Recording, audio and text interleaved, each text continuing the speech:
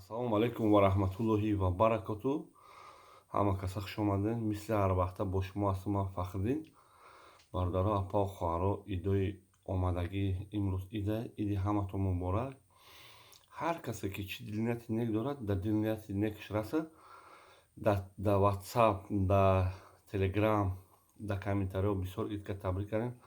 Ҳаматон ҷавоб дода натонистам, барое ки успеҳ намекунем ҷавоб доданда. Шумо бисёре, ман хеле мутоқаем.